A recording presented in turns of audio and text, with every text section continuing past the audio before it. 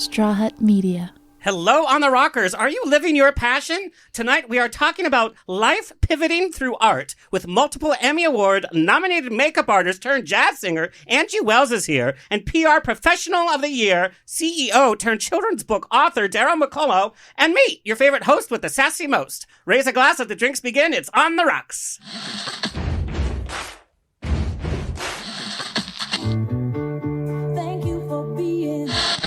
Life is a banquet, and most poor suckers are starving to death. I'd like to propose a toast.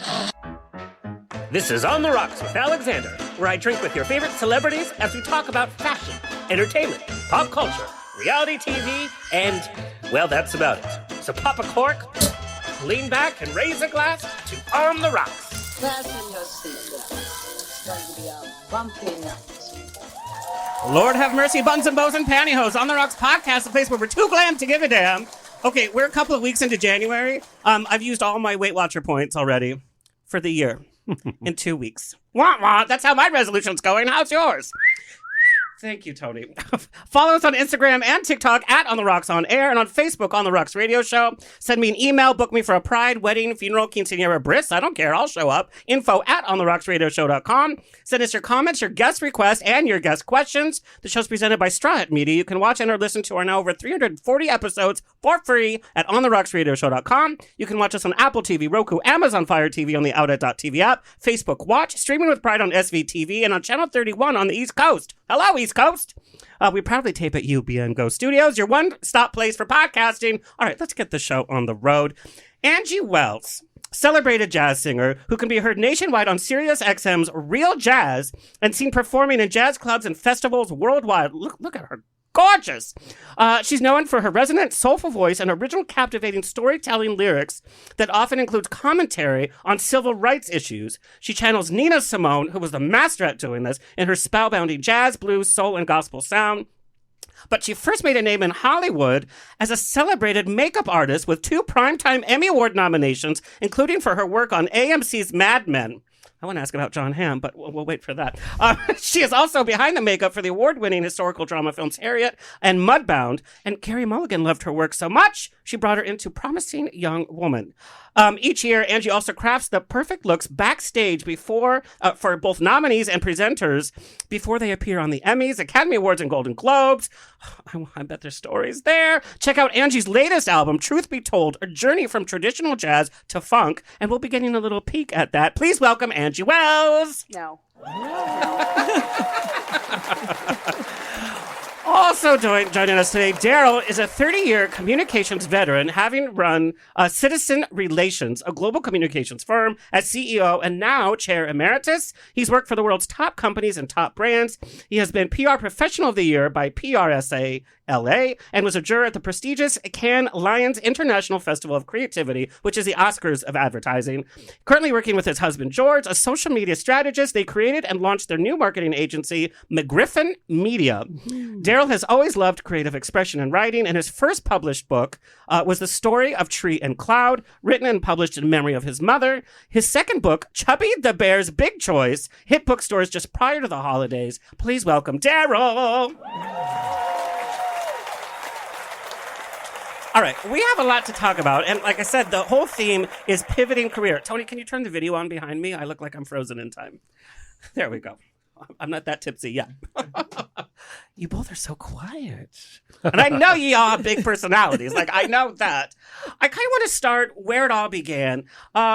Angie, what kind of kid were you growing up in Philadelphia? Were you like the quiet schoolgirl, or were you precocious? What was happening? No, I was not the quiet schoolgirl. I was the little girl who would put on a slip and pretend it was an evening gown. Same. So was I.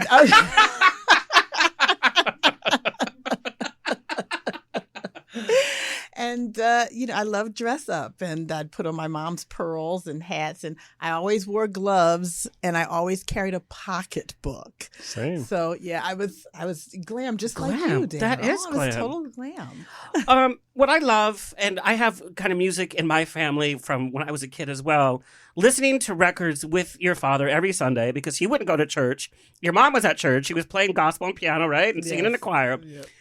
But I can see this in my mind. You sitting and listening to vinyls, listening to Nina Simone, listening to Sarah Vaughan, not only bonding with your father, but also just having that music at such a young age. Yes. And it's funny that your mother and father were on different sides of music, church music and then, jazz. What did each of your parents teach you the most about music growing up? Just by the way that they were, how they would talk about music. I think it was just, that music was something that you felt. It was something that you enjoyed. It was something that got inside of you. It created some type of an emotion. And whatever emotion it created, the fact that it created an emotion was a good thing. Yeah. So that's kind of what I really got out of it. My mother loved jazz as well. We went to church on Sunday, and when we'd get home and she'd be making dinner, I'd be on the couch with my dad listening to, the other side of the church music. Well, I mean, I absolutely love that. And like I said, I can envision it. When they make, the biopic of your life, that's going to be one of the saints. Like, I can just see it. And Daryl, growing up in Pennsylvania, youngest of 5 kids. 5 kids. And I want to know, what kind of kid were you? I was like I said in my book, the chubby gay kid that didn't know he was gay. Were you cracking jokes left and right though? Or? No, I was active, but growing up in the last of 5, you have a lot of role models ahead of you. So my sisters were in theater and music, and my brothers were both 3-sport superstar athletes. So I was trying to find my lane. You did volleyball, right? I found volleyball, which is, when your brothers play basketball, baseball, and football, and they're great, you got to find another sport. And that's what I did. I found volleyball and really kind of excelled at that. Now, how do you keep your voice from being heard, or how do you keep your voice being heard with 4 other siblings? You just get a little louder, Yeah. a little more creative. I was blessed with, really great, loving family, and they supported me in whatever I did. And I got into a little bit of everything. I was into music. My family were very musical. My grandma would sit at the piano and show me how she played just by ear. So I really kind of had a lot of really great role models. And, going through school, I always had a teacher that had one of my siblings. So their expectation for me was, well, your sister was an A student. You better be an A student. Or your brother was really great at this. And it really kind of set a high bar. And it was fun trying to keep up. What I love, I was raised by my mom and grandma. And your grandma kind of lived in a little apartment hooked Right up next to the us, family yep. house, right? Right next to my bedroom. The bedroom door opened into her grandmother's suite. Well, that could be a blessing and a curse depending on how old you are. You're like, Grandma, look away. But what did your grandma teach you most about life growing up, since she was such a big part of it? She was amazing. Her name was Nora. She raised 10 kids through the Depression. Her husband died early. My dad was only 12 when his father died. She raised 10 kids on a farm by herself. Wow. She's really an American hero. And my dream is to write a screenplay about her and have Frances McDormand play her, because it's that type of a heroic woman role model that people need to know more about. But, she would make her own soap. I mean, it was in the 60s and 70s, but she would still make her own soap. She knew every plant. She would be in the garden from morning, noon, and night. She would make tea from the things that she harvested in the garden. We used to sit around a Sunday supper, and she would pick flowers off of the centerpiece and put them on butterbread and eat them. And the kids would just laugh ourselves silly because she was eating the centerpiece, but she knew that she grew edible flowers and she knew which ones were edible and weren't. So she was just an extraordinary woman. That's how they make a past generation. We're so pampered nowadays, and the younger generation, they can't do anything on their own without their phone. Can you imagine having to make your own soap? I can't even make toast. And when the lye was cooking, you knew she was making soap. Your eyes were burning. Yes. So we're going to do something different, because we're going to talk about how both of you have kind of pivoted your lives to passion. We're going to kind of go opposite. I really want to start with your music career, and I want to start with your business career and see how it flips. What I love about how you got into music, visiting a friend in France at a little jazz club, and you're like, oh, I guess I'll go up and sing a couple of tunes. Well, she kind of put me on the spot, actually. And you're like, don't ask me to sing. And you're like, rah! She said to me over dinner, it's like, oh, so listen, I told the band my friend and American jazz singers here, and so they want you to come up and do a few numbers. And I was like, what? Are you kidding me? I had just been, just started doing some vocal coaching and things like taking, lessons with a vocal coach and studying a bit and going to a few jam sessions. But I certainly didn't plan on going to Paris and singing in a jazz club on that trip. But it started the ball rolling. It was the catalyst. And the bug just kind of hit you. Yeah, it was, I've always loved singing. I had sang as a kid in, the choir, and I sang in college a little bit, but I never really was sure that my voice was good enough to try it on my own. It was sort of like, when you watch American Idol and there's that person who goes, well, my grandmom said I could sing, and then they get up and they sing, and you're awful. And you're like, oh. And the producer's so excited. They're like, yes, let's play this one. It's like, yeah, grandma needs a hearing aid. It just, I didn't want to be like that person. So it took me a long time to sort of really believe that I had a voice. What was that defining moment where it kind of clicked and you're like, yeah, I'm doing the damn thing? It was sort of that night, because the reaction that I got was amazing. And I just thought, wow, I'm going to take a photo with you. Can I buy you champagne? You're amazing. And so I thought, well, okay, I guess all of these people in this place who love jazz can't all be wrong. So there must be something there. And France has been a good home to you. You've toured there many, many times. Yes. What is it about the culture there that appreciates your music, and what do you appreciate about that culture? Well, they are very culturally driven. They love the arts, all kinds of arts. You name it. It's anything artistic. It's going to be busy in France, and I think that there is a real appreciation also for feeling things. So, interestingly enough, if you sing lyrics, even if they don't understand the words, if you put forth the emotion, they get it. Well, and so when we hear a French song too, when there's that, fully emotive, you kind of understand what the song's about. Absolutely. And Daryl, I want to go over to you. You had a great life on the East Coast, family there, everything, and you decided to pack up your bags and head to the West Coast to go to USC. That was a big choice. That was my first pivot. Yeah, that was. What made you think, it's time for me to head out on my own? Well, I was working in higher education at the time, and I spent about 5 years in that role doing PR and alumni relations for my alma mater, Albright College. Shout out to Albright. Yes. And I was just getting a little bored after, dusting out the folder for homecoming and graduation every year and kind of doing the same thing with a little bit of a twist. I just said, you know what, this is fun, but I need to be challenged. And I was working at an academic institution, and I knew that I would never have to apologize for going back to school. Yeah. So when I said that I was interested in going back, it's time to pivot again. When I said that, told people I was leaving to go back to school, everybody was like, yes, do you follow your dream? So I packed up the car and drove across the country and started to, work and go to school at the same time. It was not easy. We're going to get to that because I have a question about that. But all during your studies, theater and arts was always a big part of your life. Big passion. I was in the school plays in high school and college. Was an English major in college, so I had the ability to, do theater and it was a small liberal arts college, so it really let you dive into whatever your passion was. So I was in the band, chorus, orchestra, theater, you name it. Did the radio, had a radio show. And the bug didn't bite you big enough to be like, I want to be an actor.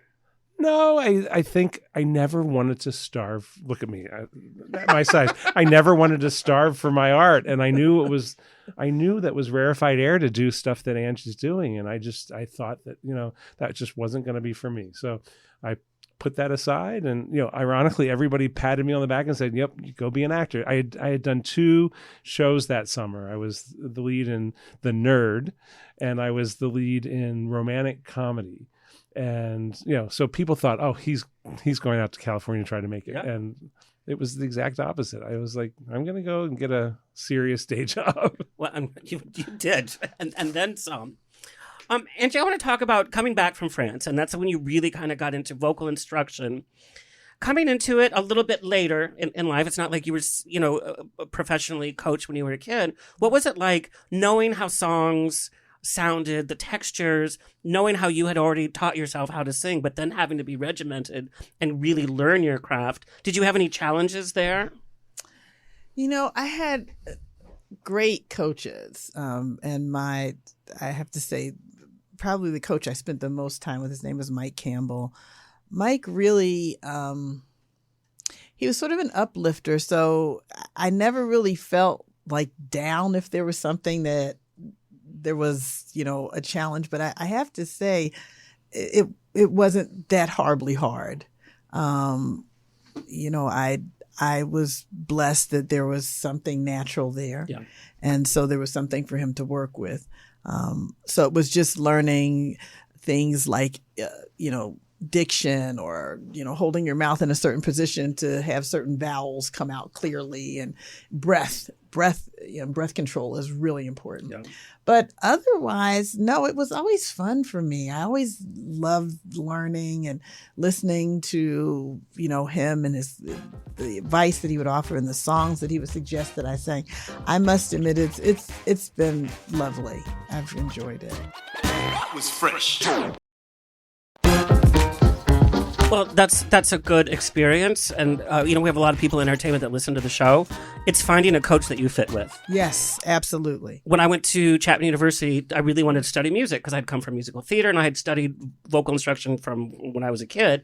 And then they hooked me up with a vocal instructor and they put me in the opera department, which was the worst thing that they could have done. It took all the joy from the music. Yes. It was all about, the math of the music, which is important. Yes. It's important to understand structure and concepts, but took literally all of the joy, forcing my voice into something that it was not. And it was because it just didn't click. So it's to find those, and you found power partners all along your career, people you collaborate with, yes. people that produce for you, and yes. it creates this magic. It does. It really does. It's, collaboration is a wonderful thing. And like you said, knowing where you fit. Yeah. It's really important because, there may be certain types of music that, okay, maybe I'm not going to sing that. That may not be for me. Yeah. I may love it, but maybe my voice won't go there. So, no, I agree with you 100%. And I would say, when picking a vocal coach, listen, do you like the way that person sounds? Do you like sort of the theories that they're teaching or how the other people that they're teaching, do you like what's happening with their voices? Is that something you think you can do? Because you're right. It does have to match. It really does need to be a good match. We're talking about pivoting. The minute it's not fun, the minute it takes all the joy out of your life, it's time to leave or pivot or find another way to do that. Yes, I agree 100%. And I want to talk about during your vocal instruction in the early part of your career, you found out that you were pregnant. Yes. I want to know how that kind of changed your whole interpretation of a song, the whole energy.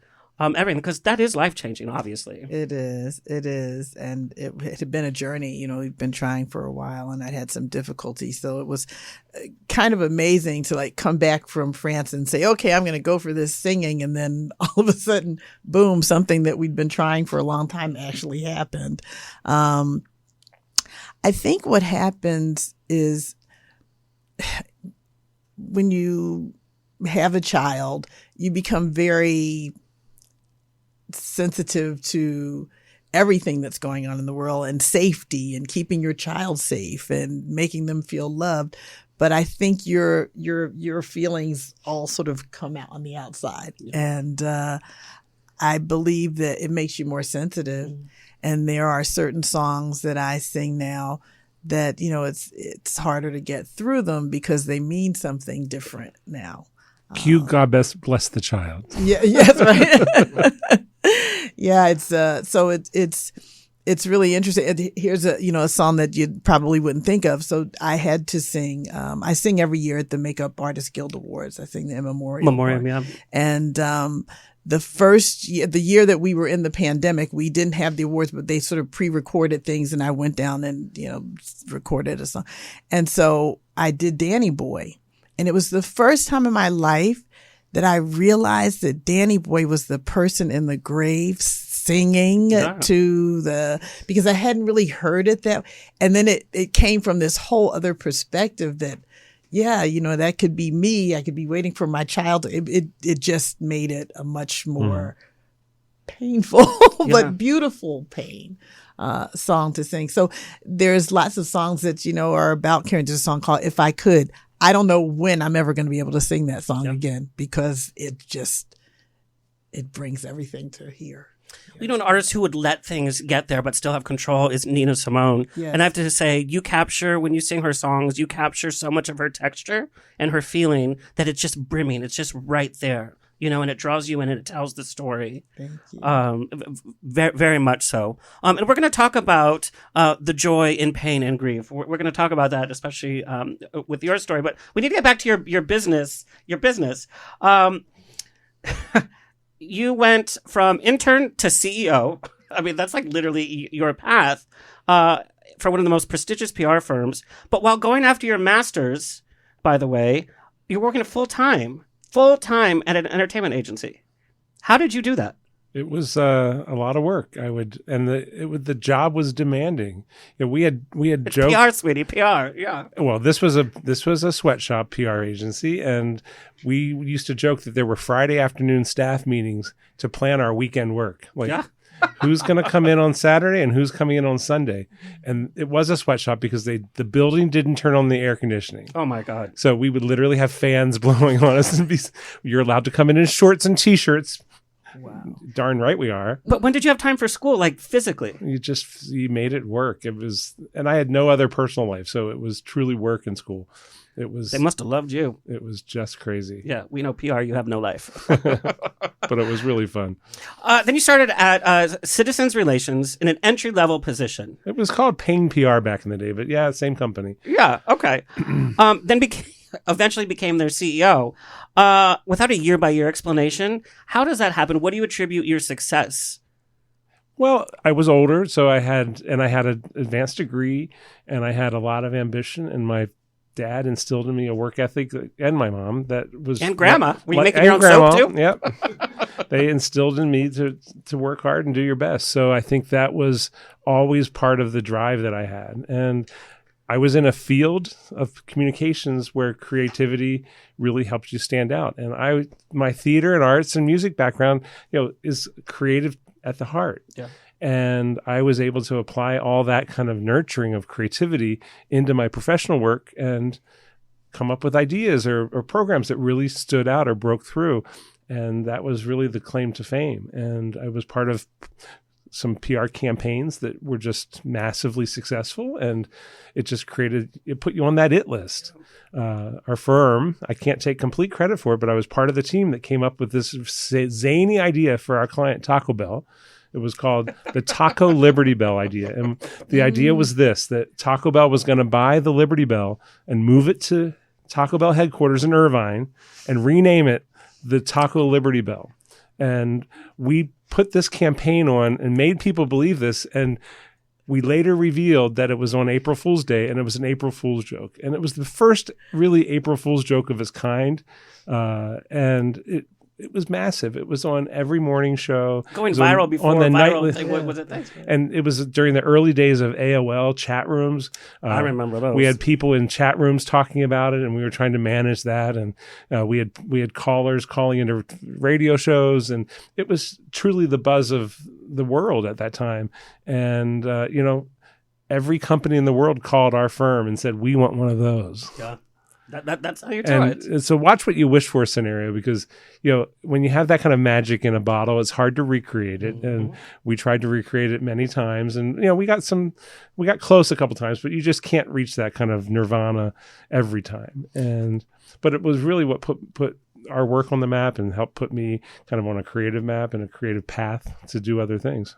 What was one of your most challenging campaigns? You're like, I cannot believe we got through that. There's so many. The downside of communications is that we deal with crises. Yeah.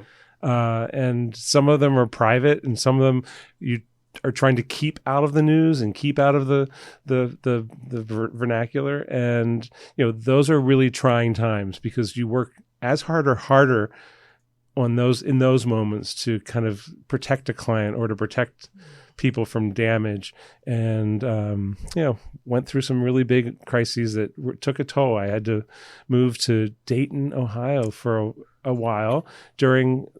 You might remember back in, I don't even remember what year it was, but there was a pet food recall when there was a Chinese kind of ingredient that was getting into pet foods and killing pets. That was a long time ago. We had worked for one of the brands, and the multiple brands were involved, and all those brands had PR teams helping kind of combat this, because it wasn't their fault. It was no one's fault. It was an ingredient fault, but it's still, when pets are perishing, it was really, really difficult. Pets sometimes can be closer than some humans. For sure. Yeah. But Dayton? They didn't even have Taco Bell there. I remember I was staying in the Drury Inn, which is the equivalent of a Hampton Inn maybe, and I went and bought new sheets and put them on my hotel bed. I would take a black light. Actually, I wouldn't. I don't want to know. I want to talk about your latest album, Truth Be Told. Yes. You said that kind of title song kind of feeds into the whole album. And you've talked about how Truth Be Told is about the time you spent with your father. It's about the time you spend with your family. Heartbreak. Yes, the album, yes. Can you talk about the creative process in putting this album together? Oh, sure. Well, the album actually started with one song. It started with the title track. And that actually happened... it kind of wrote itself, I almost have to say. It was right after the George Floyd we had watched that horror on television. And I was raw. Yeah. That's all I could say. I was just raw. And I remember I would take drives because we were still dealing with, the shutdown. So that was, I'd get in the car and just go up to PCH or go on the freeway just to get out of the house. And I was in the car and I just started hearing this like humming sound, which is the humming you hear. And that kind of stuck around for quite a few days. And then the words Truth Be Told just came to me. And then they kind of were, circling around each other. And I sat down with a pen and the song just literally, it was as if something was guiding my hand, and it wrote itself. And it was sort of the catalyst for me to put together an album because I wanted to talk about, and I felt that so many of us were dealing with so many emotions at that time of the COVID shutdown. We had, watching people die on television. It was a lot. And I just felt like I wanted to create an album that sort of told the story of what we kind of go through in life. And not on the nose of like, this is happening, we're dealing with COVID, where it's just the story of life. And so that was sort of where it came from, my grandmother, and the history of my family, and the fact that we all at some point, your grandmother played a big part in your life. My great grandmother and my grandmother played a big part in my life. Heartbreak. We've all been heartbroken. We've all tried to stay positive, accentuate the positive. Just so all of these things kind of came to me that these are all parts of life, and I sort of started putting together this list of songs. And of course I wrote, 3 other songs for the album. And There's Always Time for Lovin' was one thing that I felt was really important because we are all too busy. Like all of us, just, let's for just loving. I don't know, girl. I will schedule that. But that's the thing. We're all too busy. And that's the lyric of the song is life keeps us all on the go. We're all moving too fast. So busy multitasking, missing the moment at hand, but we've got to make time for loving. So that's really important. So yeah, I just felt it was important to sort of tell this life story with the album. And it's funny, it comes from a certain time, but then the way you react to songs will change over time as well as experiencing. Like you said, a certain song that you didn't really think about now has a whole different meaning. Yes. We actually have a little bit of There's Always Time for Lovin'. Can we take a little peek? Please, this is from your live performances, by the way. Yeah. Let's take a little peek. It's bedtime now, my darling. Eyes so heavy I can't see. I pull up the covers but can't help notice the way you're looking at me. And baby, there's always time for loving. No matter how busy life seems to be, there's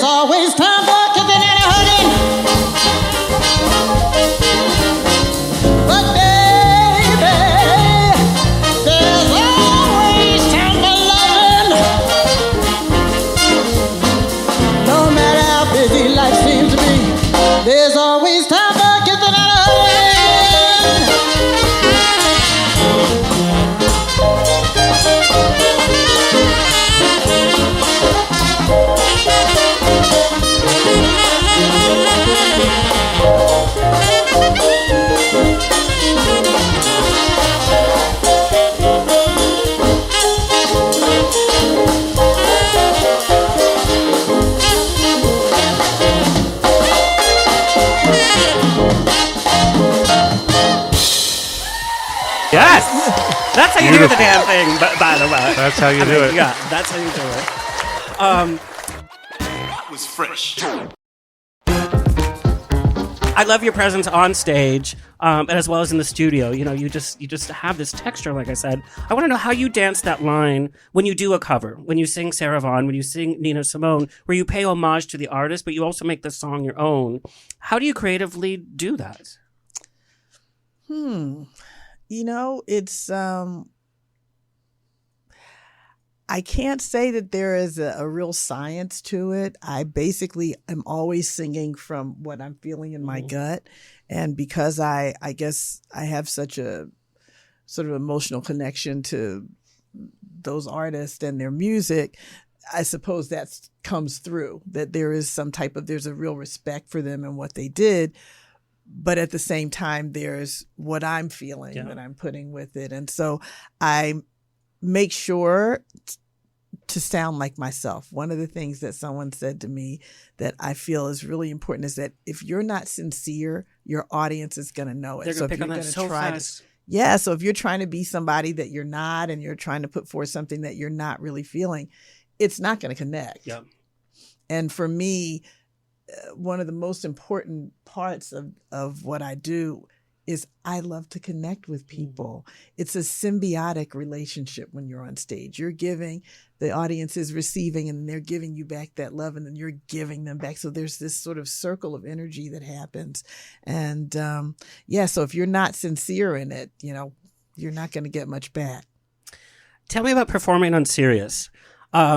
For any artist that's performed at a Sirius or an iHeart radio station, it's a little like dead air kind of, because you're kind of there on your own. You don't have the audience there, but you're expected to do the live as if there's this whole thing.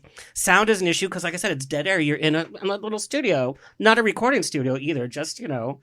And what a special opportunity for you. Well, that was great. Tell me about the nerves before. Tell me about that experience. Well, it was pretty interesting because I had gotten a call from my radio promo guy, and he said, "Hey, listen, you know, I've got some news for you."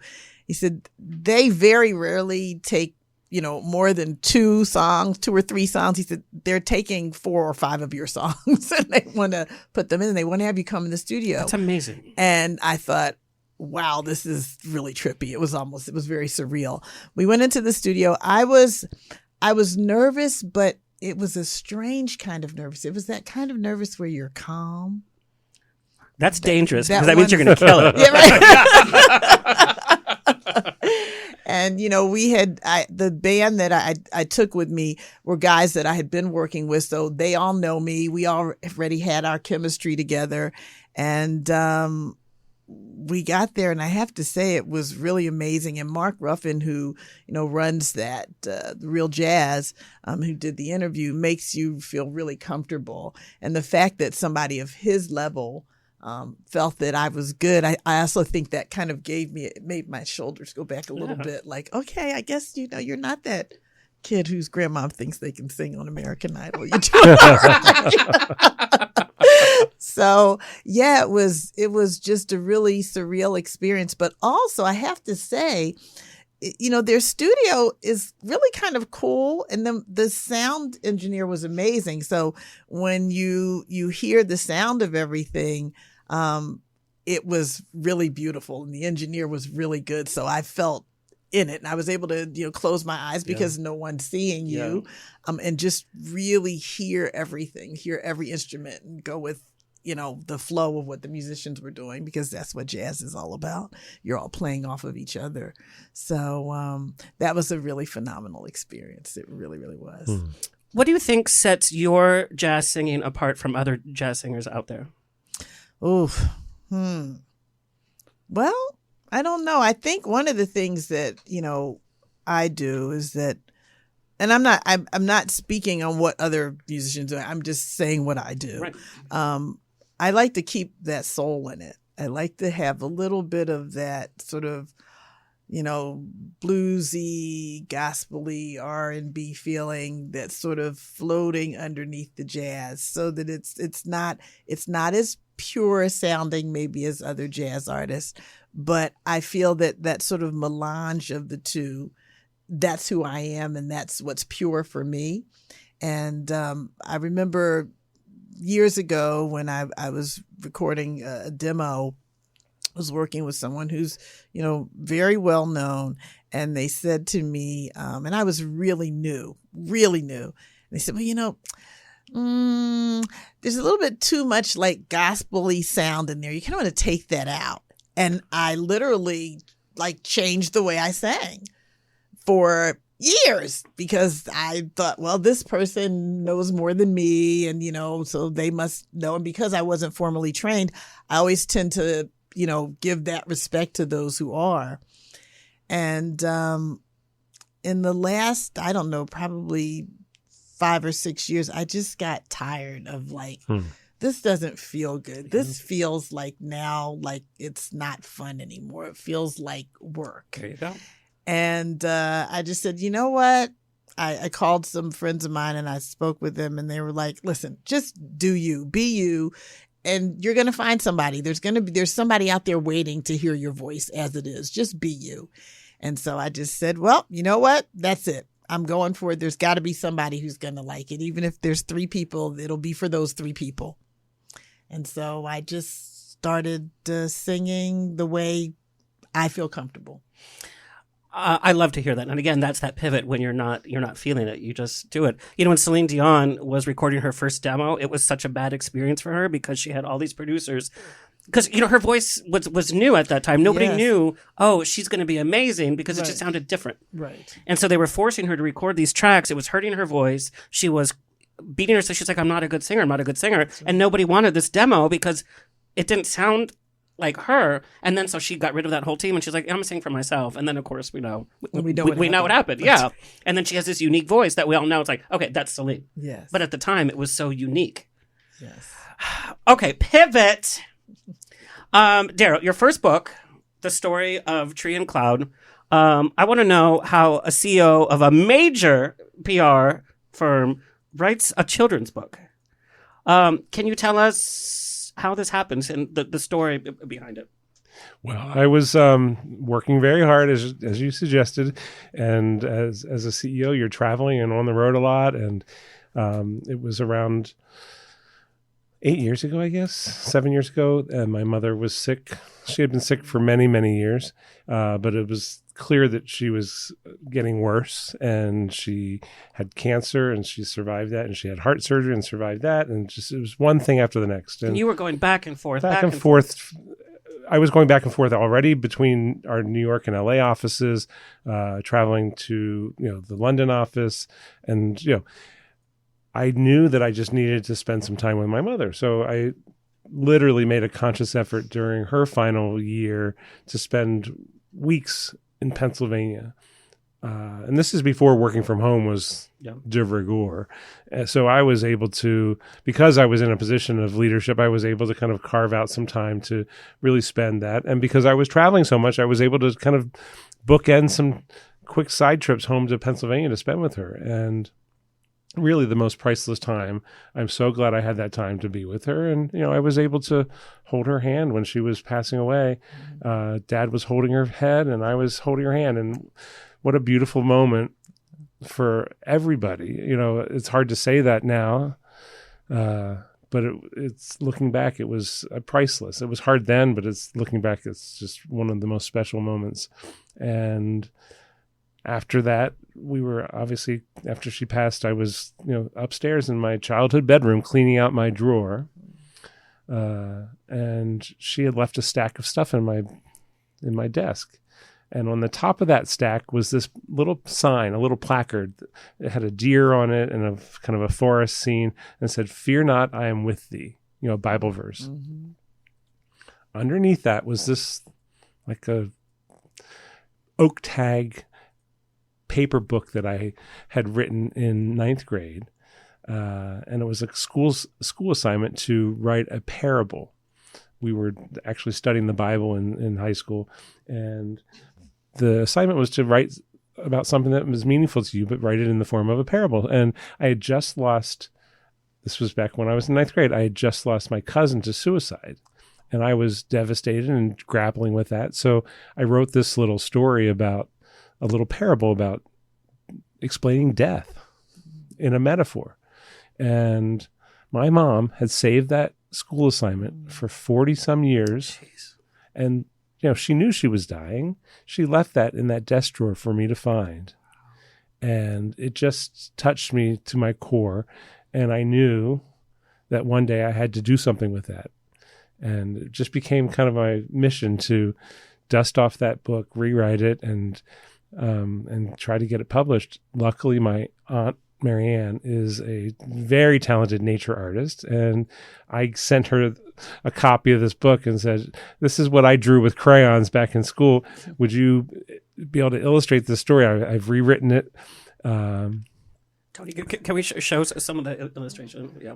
And it was just a labor of love, kind of like you, Angie.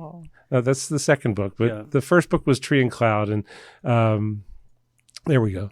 And, it was just a labor of love. And like you, Angie, if I felt like if one person reads this and it touches them or helps them understand grief, then I've done my job.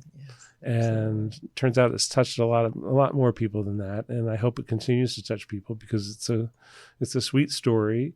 It's written not as a cartoon. It's written in all. I can't tell you how many times I've read this for myself just to get through the day. I know. Yeah, it's for adults and children. Right.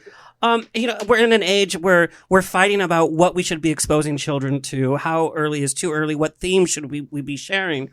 Having written this, why is it important to talk to grief or about grief to children? Because children hear and learn. The story is something that kids are seeing happening around them and they don't understand.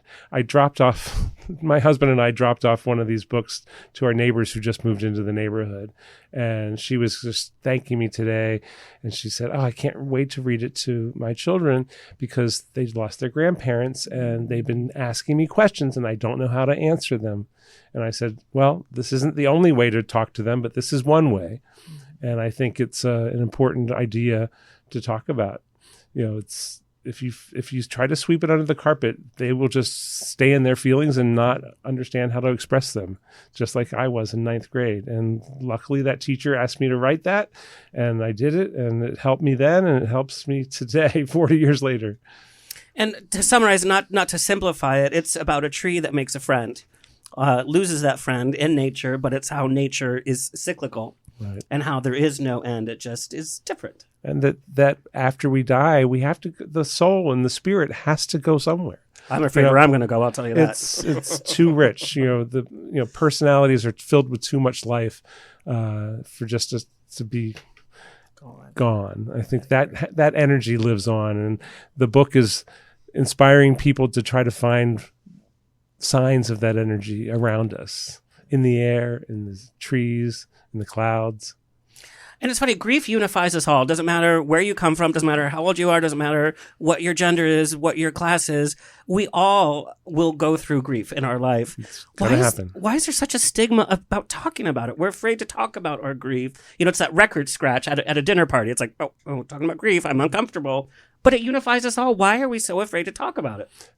I think it's not different than race or sexuality. Like there are just certain subject matters that are taboo.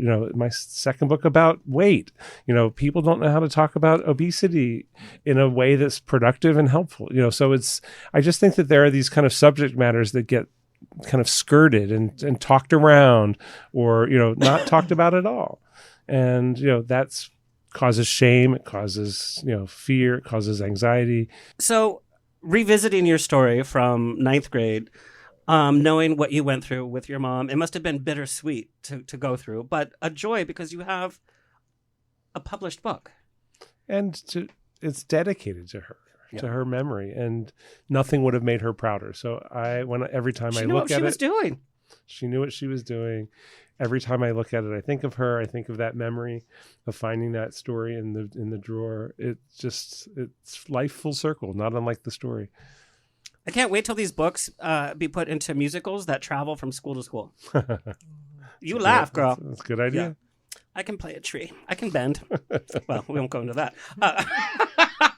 Okay, we're going to talk pivot. Oh, before we pivot, I want to know, are our younger generation appreciating jazz? You know, there's always that thought that opera, classical music, and jazz are for an older generation. And I want to know, you know, our youth have access to everything. And I think that's one of the only good things about COVID. Our youth got exposed to Sondheim over again because they were saturating so much content. Do you feel like younger generation appreciates jazz? Do they have access to it? Well, I think now that Samara Joy won for Best New Artist last year, that sort of brought jazz into the realm of young people. And one of the things that I keep seeing are all of these articles talking about how she is sort of bridging the gap between 20-year-olds to 80-year-olds with her music. So I think she's sort of bringing the young people back to jazz. There's also a movement called Jazz is Dead, which who came up with that title? I don't want to get. They need PR. It's like donuts for Weight Watchers, right? Which is really interesting because, you know, jazz has been dead so many times. We're like, wow, it's dead again? Jesus. It just keeps coming back, you know. It is the ultimate thing of reincarnation. But there are two guys who started sort of a, I guess, production, and they call it Jazz is Dead. And it's all jazz. I love that. Really amazing jazz on top of that. That's good PR. That's a good campaign. It's like, you know, they're younger, and they're bringing a younger audience to it. So I think between Samara and, you know, the Jazz is Dead movement, we'll start seeing that, you know, more young people are going to come back and start listening to jazz. And it's being fused with so many other types of music now, too. So I think that's also wrong. That was fresh. And Dave Coggs has been on the show a few times, and he says what he sees in the audience are parents bringing their kids or grandparents bringing their kids, and so there is this youth, just like you were taught music from artists when you were, you know, a little girl. Yes. And he says that that's really what's helping. It's become like a family bonding experience, and he sees that in the audience. And you do. I mean, the last concert I did at Vibrato, I think there was at least 3 or 4 families there with their kids, you know, from ages 12 to 16. And you put on a show like that, everybody's going to respond. Yes. Okay, we have to talk about your pivot. You originally, and when I found this, I was like, wait, what? You were originally in the corporate world. You studied business and marketing in Florida. No, Philadelphia. Philadelphia. Yes. And then you were in the corporate world for like a little bit. Yes, I was. What were you doing? Okay, so... Can you imagine? This sassy one in a corporate world. I was a corporate trainer. I could see that, though. That I could see. I was a corporate trainer for a major insurance company. And I was going to school full-time at night, working full-time during the day. Wow. I didn't have a car. Yes, it's a choice. I didn't have a car. So I would ride from work. And there's no Ubers at this point. And there were no Ubers. Mm-mm. So I would take the 2 buses, an hour to get to school after work. And then I'd be at school until about 10:30. And the bus didn't come heading back until about 11. So I'd get home close to midnight, do homework, and then get up and go to work in the morning. Gee, you know, the energy of youth. I remember those days. But I did it, and I didn't think anything of it. You know, you did it. It was there, and you needed to get it done. So I just did it. And right after I graduated college, I got laid off. A blessing in disguise? It was. And I remember they had headhunters, and they hired people to, you know, help us find more work. And after about the 3rd interview, I said, you know, thanks, but I think I'm going to go in another direction. And I went to cosmetology school and became a hairdresser first. And then I had been doing makeup as a teenager because I'd modeled as a younger woman, not young like I'm ancient now, but. Right. Yes. Yep. So it kind of came together, the beauty thing, just makeup, hair. And then I started my own little cosmetic company. I'm an image consulting company. And I did that for corporate women. I would go to their homes and, take out all the things in the closet that weren't flattering, tell you what colors work with you, let's change your hairstyle for your face, that kind of thing. And I did that for quite a few years. Why is nobody doing this for corporate men? You know how many corporate men are walking around like boo-boo? I'm just like, the comb-over's not working, sir. Like, what's happening? And they have like the blotchy skin. Why can't they get one of these? Well, they can. Former presidents? I don't know. I'm not going to go there. Okay. So, yeah, I kind of just melted all those things together.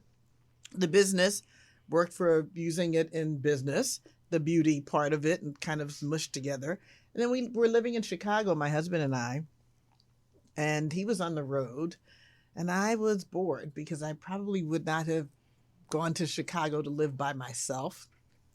And so he came home one weekend and I said, I don't think this arrangement's working really well. I'm not feeling fulfilled. And he said, well, what would you like to do? I love that term, by the way. I'm not feeling fulfilled. Yeah. You're not attacking anybody or anything. You're just saying I really like that. Yeah, I just wasn't feeling like I was doing or getting what I needed.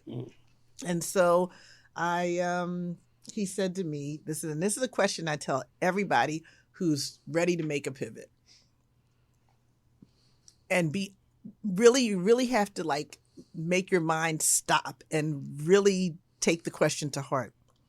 If money were no object, what would you be doing? Because unfortunately for most of us, that little thing of, eating and paying bills seems to get in the way. Yeah. And we'll often tell ourselves why we can't do something before we've even tried it.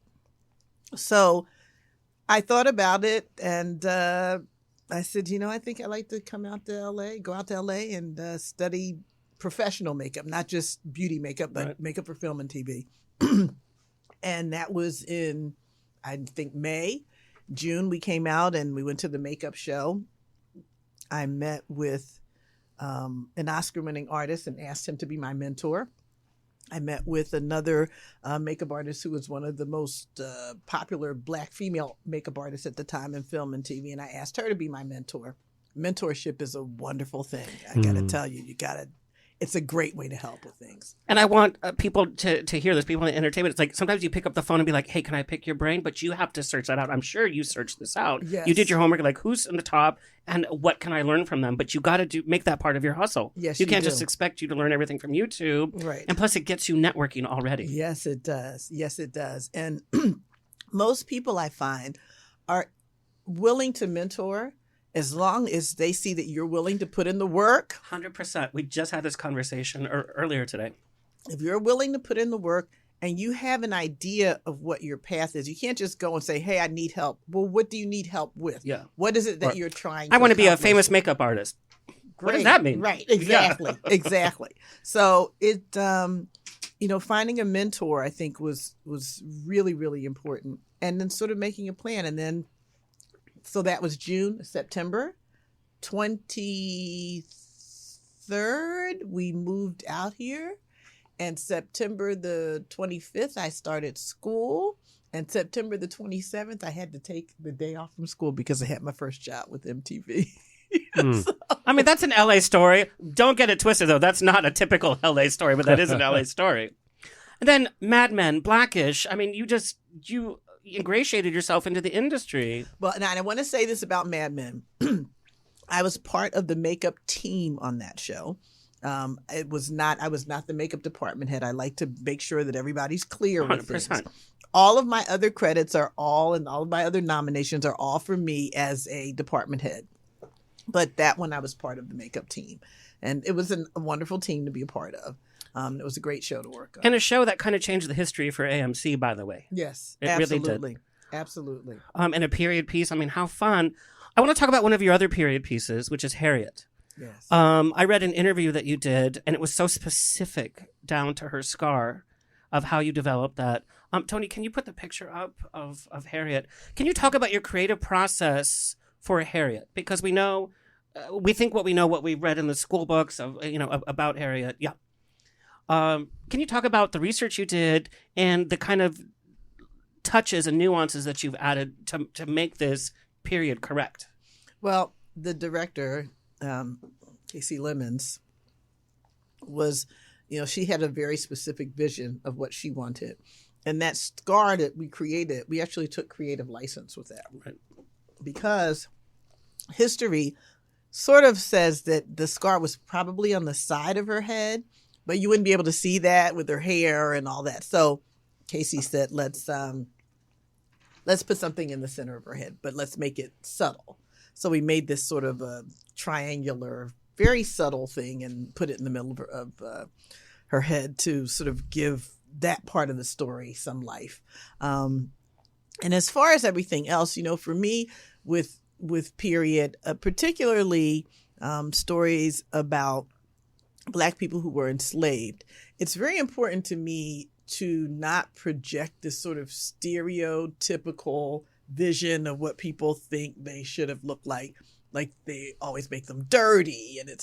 And I have to say, when you really look back, no, they weren't dirty. Maybe their clothes were tattered because, it wasn't like anybody was giving them a lot of new clothing. Right. But their hair was clean. Their skin was clean.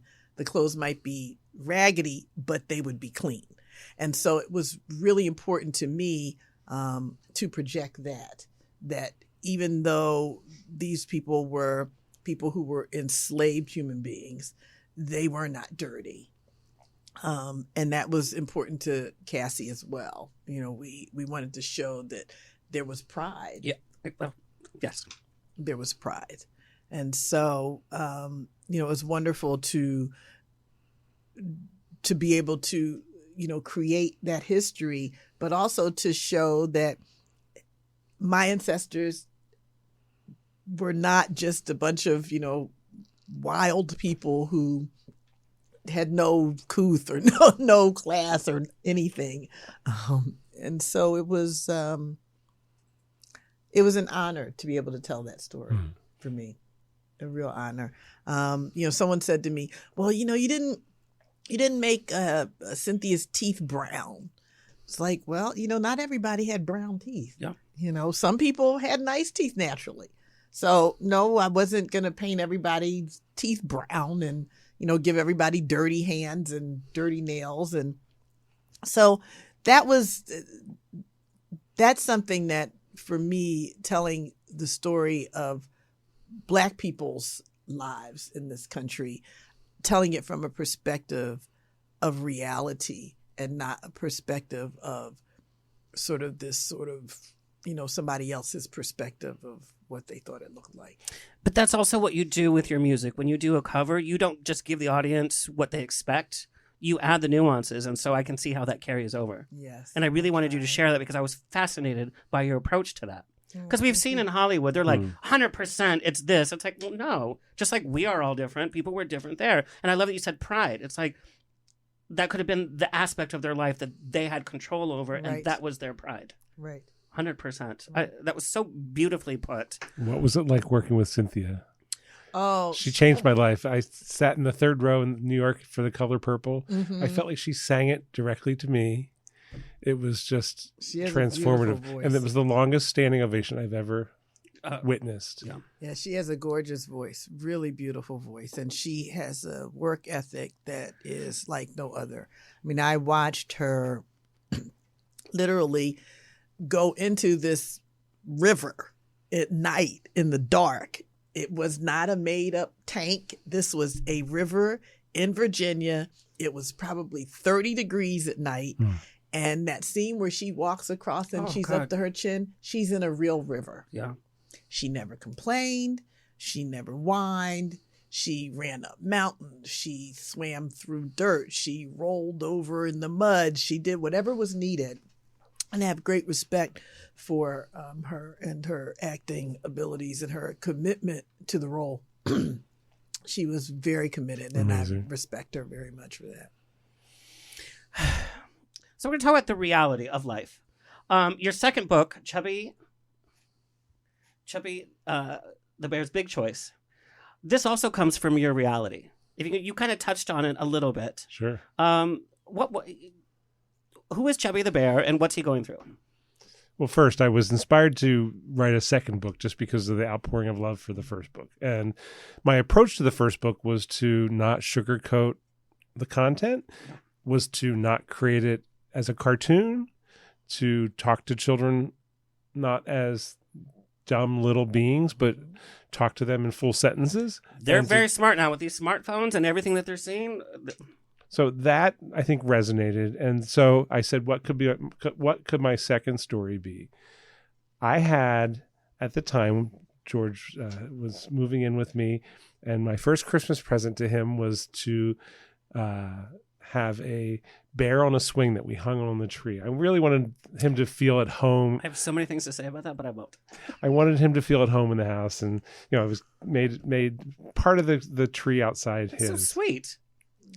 Working from home, the bear sits on the swing, and we were on a block with the elementary school. And all of a sudden, I'm working in my office, which sits right out in front of the house, in the front part of the house, and I'm hearing children walking by and stopping at the tree and talking to the bear as if it's an actual thing, person. These long conversations would go on, and I would just sit and listen. I'd peek through my blinds, and it just really tickled me. And it just didn't happen once. It happened daily. And, then one of my neighbors had a really very precocious nanny, I think, or thoughtful nanny, and started leaving the bear notes. And other kids saw the bear getting notes. And I happened to know the children that were leaving the first note, so I wrote back to the children as the bear. Oh my God, that's amazing. That's a show in itself. It started to breathe life into this bear. And I said, bing, there's an idea. I said, I'm going to use that bear as a voice to tell a story. And it was important for me to think about what that next kind of subject matter was. So I thought, standing up to bullies and body image is one of my biggest issues as a human being. I grappled with it for nearly 60 years, as long as I can remember. And again, it became my mission. If I can help one child or one other person deal with this subject matter or deal with this issue in a better way than I did, then I've done my job. So that was what I started out with. And I started to write a story. I wrote a draft, and I asked my Aunt Marianne, would you be down to write to illustrate another book? And I didn't have to ask her twice. She goes, what's it about? And she started drawing these gorgeous paintings, or drawings that would later become these gorgeous paintings.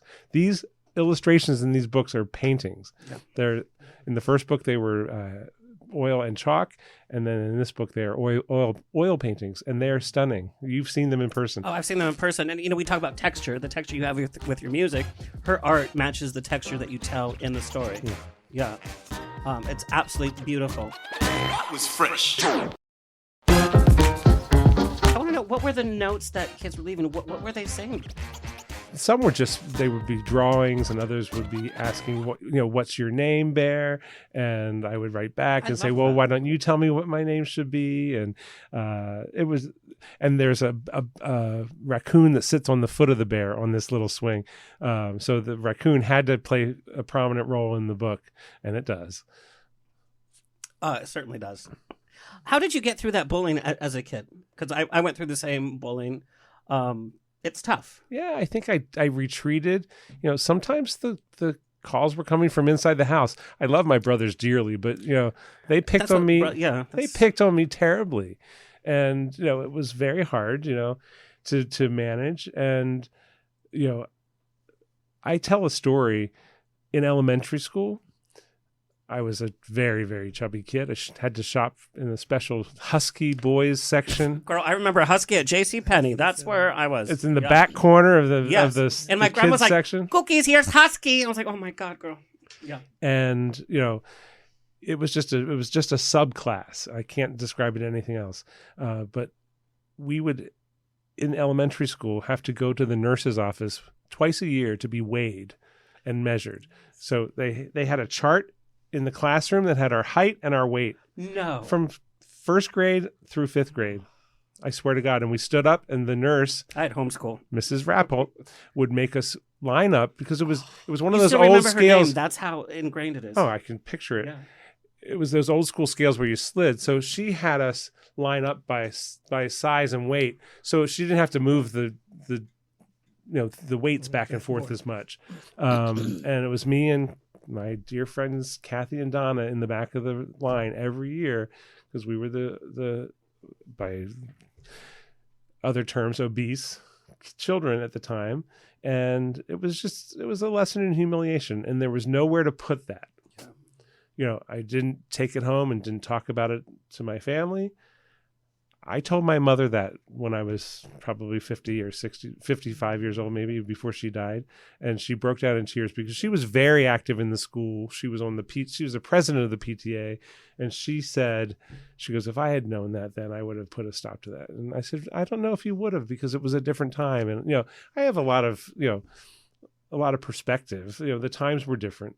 But I think the things still happen, and it's still I hear it. I hear kids being bullied, and and now social media. It's easy to bully anybody on social media. It sure is, and I guess the only benefit is we're seeing diversity in all different ways in media. We're seeing ourselves on film. We're seeing ourselves on Broadway. We're seeing this talk of it, and I think kids in real life are thinking twice, hopefully. Right. And we have books like Chubby the Bear.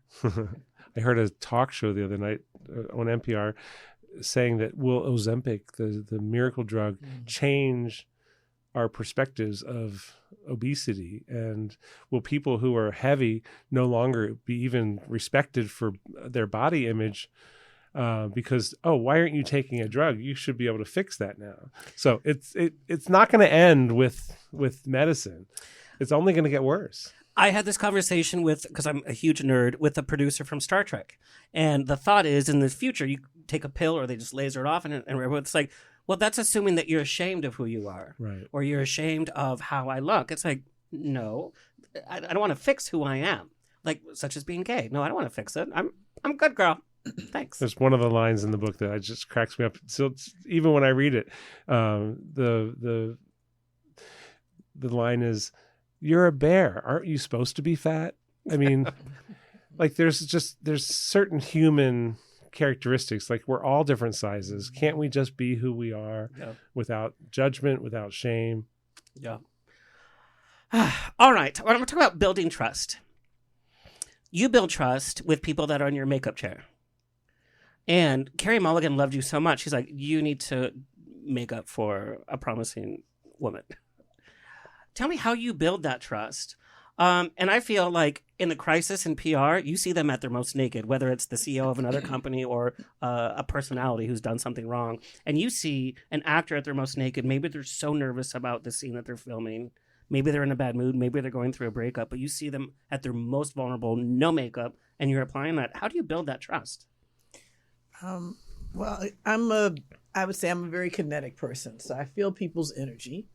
I can tell usually what they're feeling when they sit in the chair based on body language, sometimes facial expression. And I think it's important to learn how to read the room, as they say. It's very important to be, sensitive enough to sort of feel and see what their mood may be. I do sort of pride myself in that I try to be a caretaker for people. And that can mean either knowing when to talk and ask them how their day was or is going or how are they feeling this morning, to knowing when to shut up and not say a thing. Mm-hmm. Because especially with artists, because you never know. There are days where it's just, some people. Now, Carey is one of these people who is always the same. She is the same every day. Lovely. She's lovely every single day. I think how I built trust with Carey was when we did Mudbound, she was still nursing her son. And I know that there was a scene where she was going to have to bite calluses off of her hands. Yep. And, in makeup world, we use a lot of things that are chemicals, and maybe it's not deathly harmful, but I was a mom who had nursed a baby. I wouldn't take anything in my body that I would suspect could possibly hurt my child. So I said to myself, okay, what can I do to give her something that she can bite off her hands? It's going to look like calluses, but there won't be any chance of anything going into her milk to bother her baby. And so I took golden raisins and I cut them lengthwise down the middle and then spread them out because they do look like yellow and dry. Yes, like I'm seeing it right now. I'm That's like, perfect. You're right, girl. And yeah, I've used food in a couple things. I use food in most things. And I use those for the calluses. And I think the fact that I put so much thought in it to try to do that for her, I think she really appreciated that, and I think she could see that I had her best interest at heart, in addition to doing what needs to be done for the production, but I'm also going to watch out for you too. Yeah. It's empathy. Yes, empathy. Putting yourself in their shoes just for a moment. That's right. But also there's that, like, on a film, it's like, okay, get them done, whatever we have to film, we have to do this, but you took the extra time to think outside the box. Well, and I think that's sort of what gets you to that next place, is the people who sort of go that extra mile to think of something when it seems like there's something that's going to be impossible, like me using a chicken bone in Mudbound because we didn't have money to do a compound fracture on one of the actors. So, there I was with chicken bones and bleaching them at night in my hotel room and slicing them up with razors and, placing them in a different position so that it looked like... That's a reality show we need. But it's also thinking outside the box, the way you get from an earned intern to being CEO of, that's how you earn your place. It's the hustle. Okay, we need to wind down, but I really want to know, because this whole show's about pivoting. How have you changed the most since you've added music to your professional life? As a person, not professionally, but as a person. My boundaries are definitely more firm. It's made it very important to me to find balance, because working in film and television, the hours are brutal. Yeah. And if you don't watch it, you won't have any balance. You'll just be working all the time. So for me, it has definitely made me find a place for balance and to stick to it. And when I sense that things are getting out of balance, I will say, okay, need to not take that job, or maybe do this project instead of that one because it affords me time with my family. So yeah, balance. I think it's about just feeling the joy again. You said it best. I think it's like, if you're not feeling that joy, you got to get out and do something else. Mm-hmm. Being creative and having time in my now career to do the things that I've always wanted to do. I remember being in a Miami conference with my corporate leaders of the holding company that owned our firm. And we went around the room and we were saying, say something. I think the question was, tell all the other leaders in the room something that no one else knows about you. And I stood up and blurted out, I want to write books and screenplays one day. Oh. And I was like the CEO of a PR firm. Like, that was probably not the thing that my boss wanted to hear. Yeah. The owner of the company did not want to hear that I was possibly off writing a screenplay. But that was what was in my heart. And I blurted it out. And now that I'm doing that stuff, it's this other side of my life that's just so full and complete. And it made other things fall right into place. So there's something healthy about getting in that right lane. Okay, I have just one more question. This is a bit more intimate. There's a beautiful behind-the-scenes video that you have for Truth Be Told, and you talk about your husband and how important he was to making it. We also know you established this new media company with your husband. I want to know how pivoting has changed that kind of relationship dynamic for the better. Well, interestingly enough, my husband and I, when I first started, he would sort of call places and get me booked, and he sort of was my representation. And then as time went on, we just decided it would probably be better for our marriage. That is for tough. him to not do that and to be separate from my business. So what he does do, however, is, when I'm going to go into production, it's our money that goes into making an album. So he's part of that. He also helps, like if I have a show and I've got stuff to do and I can't do everything, he will jump in and help. But it's no longer like an official position, but he has always been supportive. If I said that I wanted to go and sing somewhere, okay, well, that's fine. We'll figure out how to make it happen. So I felt it was important to, acknowledge that he's always supportive when I am about to take one of my creative adventures. But do you think also getting into music, it's added some passion back into it because you're living your art and your passion? Oh, yeah, absolutely. I mean, I think just, life in general, it just feels more exciting because I am doing the music, and it does bring me a lot of joy and a lot of excitement. So, yeah, I think it makes you feel more alive. Yeah. Absolutely. It's the only analogy I can give for what George and I are doing is PG-13. Like composers of a musical. Like he writes the lyrics, I write the music, or vice versa. That is so sweet. They say the best marriage is 50-50. Well, that's our business. We're 50-50 partners in our business. And, he does the social media, I do the marketing communications, and it magically comes together and clients eat it up, or at least they are for now. And it's so much fun to just be working together. So as long as I'll write the music and he writes the lyrics, it's going to work. Okay. All right. What a special episode. Usually we're just like, woohoo, blah, blah, blah. I know we got a little deep today, but that's life, right? Yes, it is. That's life. And if we've learned anything, it's, go after your passion.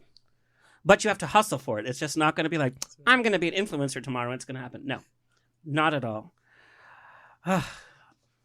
I got chills from today's episode. I don't know. Follow your heart. It's like a cue for a song. That's true. Well, I wrote a song called Follow Your Dreams, which I sang at the Wise year before last as the memorial. But Take us out with Follow Your Dreams, Tony. And that's going to be tough, too, to perform that when you see all these people that have passed. Yeah, last year was actually really hard. The song I wrote last year was called The Last Goodbye. And it was hard because literally in January, like January the 10th, a really good childhood friend of mine passed away. And then 2 weeks later, my father-in-law passed away. And then 3 days after that, our son's Boy Scout troop leader passed away. So within like 3 weeks, I had lost 3 people. And I have a book for that that song. Yes, you do. Yes.